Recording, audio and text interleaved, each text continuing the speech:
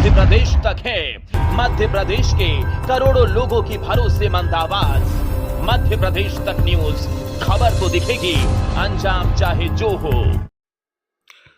नमस्कार दोस्तों, मध्य प्रदेश का चुनाव संपन्न हो चुका है। अब नतीजे की बारी है। इसको लेकर सभी पार्टियों के नेताओं की धड़कनें बढ़ गई होंगी। खासकर भारतीय जनता पार्टी और कांग्रेस पार्टी के नेताओं की धड़कनें जरूरत बढ़ गई होंगी। जिस तरह से इस बार बम्पर वोटिंग हुई है, इस बम्पर वोटिंग का राजनीतिक विश्लेषण क्या अर्थ निकाल रहे हैं, सबसे ज़्यादा किस तरफ रहा, इसको लेकर कुछ महत्वपूर्ण तथ्य निकलकर हमारे सामने आ चुके हैं। मध्य प्रदेश में इस बार 66 सालों का रिकॉर्ड टूट गया है। पिछले वर्ष 75% मतदान हुआ था, लेकिन इस बार 66 सालों का रिकॉर्ड टूट गया है। 76.22% मतदान दर्ज हुआ है। इस बार महिलाएं सबसे ज़्यादा घर से बाहर निकली और उन्होंने अपने मताधिकार का प्रयोग किया। अब तक ही देखने को मिलेगा कि ग्रामीण इलाकों के मुकाबले शहर की महिलाएं ज़्यादा वोटिंग के लिए बाहर निकलती हैं, लेकिन इस बार शहर की अपेक्षा गांव की महिलाएं ज़्यादा वोट करती हुई नजर आईं। जिस तरह से भारतीय जनता पार्टी की लाडली बहना योजना वाली, तो वहीं कांग्रेस की 1500 रुपये वाली नारी सम्मान योजना, महिलाओं के लिए इस योजना में कितना असर सबसे ज़्यादा हुआ देखने को मिला। कई दिग्गजों की किस्मत का फैसला लोगों ने ईवीएम में कैद कर दिया। 3 दिसंबर को जब ईवीएम खुलने का वक्त आएगा तो किसका किस्मत खुलेगी और किसकी नहीं, इसको लेकर राजनीतिक विश्लेषण सहित कई महत्वपूर्ण आंकड़े निकलकर सामने आ चुके हैं। जिस तरह से इस बार के चुनाव में भारतीय जनता पार्टी ने कांग्रेस से ज़्यादा महिलाओं को टिकट दिया था।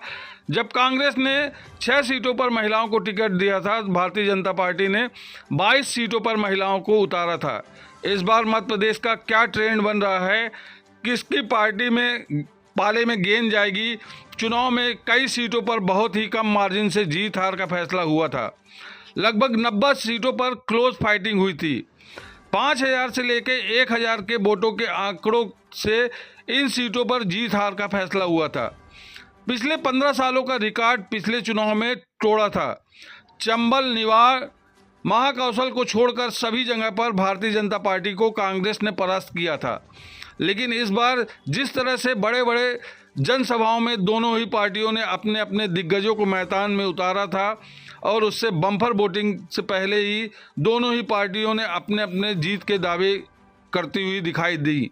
जहां कांग्रेस ने सत्ता में वापसी का दावा किया, तो वहीं भारतीय जनता पार्टी ने एक बार फिर से मध्य प्रदेश में सरकार बनाने का दावा ठोका। लेकिन वोटिंग के बाद किसका पलड़ा भारी है, जिस तरह से सपा बसपा आपने अपने उम्मीदवार उतारे थे, इस पर सबसे ज़्यादा किस पार्टी का असर हुआ, क्योंकि समाजवादी पार्टी ने 12 से 14 सीटों पर, बसपा ने 50 सीटों पर वोट काटने का काम 2018 के चुनाव में किया था। तो 2023 के चुनाव में इनका कितना असर होगा, ये कहने वाली बात होगी। लगभग 50 से ज़्यादा सीटों पर वोट काटने का काम किया था। ऐसी खबरें निकलकर सामने आ चुकी हैं।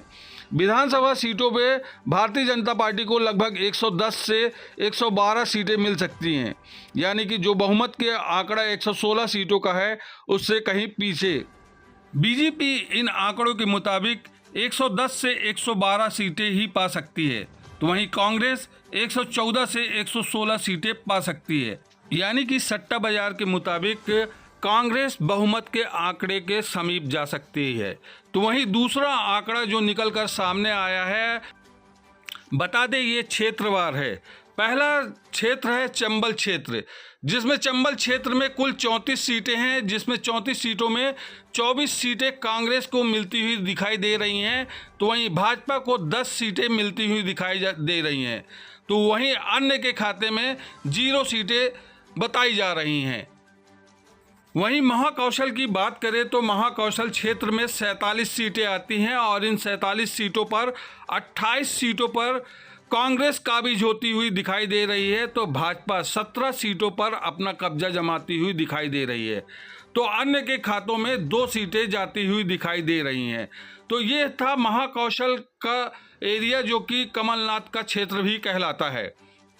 वहीं अगर बघेलखंड की बात करें तो बघेलखंड में 51 सीटें आती हैं। इन 51 सीटों में कांग्रेस के पाले में 22 सीटें जाती हुई दिखाई दे रही हैं, तो भाजपा के खाते में 28 सीटें जाती हुई दिखाई दे रही हैं। तो 1 सीट अन्य के खाते में भी जाती हुई दिखाई दे रही हैं। इसके पहले बघेलखंड में भाजपा का साम्राज्य था, भगवा पूरी तरह से बघेलखंड में छाया हुआ था। अब अगर हम बात करें भोपाल रीजन की, तो भोपाल रीजन में कुल 24 सीटें आती हैं और ये शहरी क्षेत्र होता है। इन शहरी क्षेत्रों में भाजपा का दबदबा कायम है। भाजपा को 18 सीटें तो कांग्रेस को 6 सीटें मिलती हुई दिखाई दे रही हैं। तो वहीं अन्य के खाते में 0 सीटें जाती हुई दिखाई दे रही हैं। अब हम बात कर रहे हैं मालवा रीजन की। मालवा में कुल 46 सीटें आती हैं, जिसमें 26 सीटें भाजपा को जाती हुई दिखाई दे रही हैं, तो 20 सीटें कांग्रेस के पाले में जाती हुई दिखाई दे रही हैं। मालवा क्षेत्र में कांग्रेस और भाजपा में ज़्यादा अंतर दिखाते हुए नहीं नजर आता है, लेकिन फिर भी भाजपा का पलड़ा इस रीजन में भारी पड़ रहा है। वहीं हम अगर बात करें निमाड़ क्षेत्र की, तो निमाड़ की 28 सीटें आती हैं, जिसमें कांग्रेस को 15 सीटें मिलती हुई दिखाई दे रही हैं, तो भाजपा के खाते में 11 सीटें मिलती हुई नजर आ रही हैं। वहीं 1 सीट अन्य के खाते में जाती हुई दिखाई दे रही है। इस तरह से कुल 230 सीटों के आंकड़े के लिहाज से मध्य प्रदेश में विधानसभा चुनाव 2023 में कांग्रेस को लगभग 115 से 118 सीटें मिलने का अनुमान है, तो वहीं भाजपा को 108 से 112 सीटें मिलने का अनुमान लगाया जा रहा है। तो अन्य के खाते में 3 से 4 सीटें जा सकती हैं। यदि इन आंकड़ों को देखा जाए तो दोनों ही पार्टियां बहुमत के आंकड़ों को छूती हुई दिखाई नहीं दे रही है। हालांकि कांग्रेस बहुमत के आसपास जरूर नजर आ रही है, लेकिन इन सब में बहुत ज़्यादा फर्क पड़ेगा उन सीटों का जिसमें अन्य सीटों का कब्जा होगा। विधानसभा चुनाव 2023 को लेकर अब तीसरा आंकड़ा भी निकलकर सामने आया है, जिसमें कांग्रेस को 45 से 47% मत मिलने का अनुमान है, तो वहीं भाजपा को 39 से 41% मत मिलने का अनुमान लगाया जा रहा है। तो वहीं अन्य के खाते में 8 से 10% मतदान होने की संभावना है। तो इस अनुमान के मुताबिक भाजपा से कहीं अधिक कांग्रेस वोट शेयर पा सकती है। दोनों ही पार्टियों को वोट शेयर को अगर देखें तो 45 से 47% कांग्रेस के खाते में मत हो सकता है, तो वहीं भाजपा के खाते में 39 से 41% हो सकता है। इन मतदान प्रतिशत को लेकर इनको सीटों में भी कन्वर्ट किया गया है, जिसमें कांग्रेस को 130 से 142 सीटें मिलने का अनुमान लगाया जा रहा है, तो भाजपा को 84 से 98 सीटों का फायदा होता हुआ नजर आ रहा है। तो वहीं अन्य के खाते पे 0 से 4 सीटें जा सकती हैं। तो इस तरह से देखा जाए कि बहुमत के जो नज़दीकी आंकड़े है 230 विधानसभा सीटों में से कांग्रेस को 130 से 142 सीटें मिलने का अनुमान है। इस तरह से कांग्रेस सत्ता के बहुत ही नज़दीक नज़र आ रही है, जो कि 116 जादुई आंकड़ा चाहिए, उस जादुई आंकड़ा से बहुत ही पास नज़र आ रही है।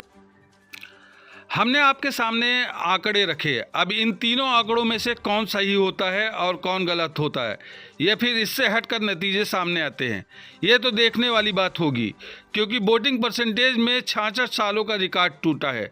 उससे कई तरह के इशारे मिलते हैं, दिखाई दे रहे हैं। भारतीय जनता पार्टी ने जिस प्रकार से मध्य प्रदेश में अपने बड़े बड़े नेताओं को मैदान में उतारा और जिस तरह से खबरें सामने आई, भारतीय जनता पार्टी की लाडली बहना योजना का महिलाओं को खूब लाभ मिला। कांग्रेस ने भी सरकार में आते ही महिलाओं को 1500 रुपये देने का चुनावी घोषणा किया था। जिस तरह से भारी संख्या में इस बार महिलाएं बाहर निकलकर आईं और उन्होंने अपने मताधिकार का प्रयोग किया एवं ईवीएम की बटन दबाकर अपना फैसला सुना दिया। बड़े बड़े दिग्गजों की बात की किस्मत का फैसला ईवीएम में कैद कर दिया। अब जब 3 तारीख को ईवीएम का ताला खुलेगा, गिनती होगी, गिनती में किसकी किस्मत खुलती है और किसकी नहीं, जनता ने किसकी सरकार चुनी है, सब कुछ आईने की तरह साफ हो जाएगा। आपको क्या लगता है वीडियो देख कर, या फिर मध्य प्रदेश के वोटर हैं जहां से भी आप ये वीडियो देख रहे हैं, तो आप अपने आंकड़े ज़रूर शेयर करें। इस बार किसकी सरकार बनने जा रही है, आपने किस पार्टी को वोट दिया है, अपने हिसाब से अपना प्रेडिक्शन हमें ज़रूर शेयर करें। और इस वीडियो को शेयर करें, लाइक करें, कमेंट सेक्शन में जाकर अपनी राय दें। ज़्यादा से ज़्यादा इस वीडियो को शेयर करके हमें अपना उत्साह बढ़ाने का मौका दें, हम आप तक ताकि अगला वीडियो भी ला सके। तब तक के लिए मुझे इजाज़त दें। नमस्कार, जय हिंद।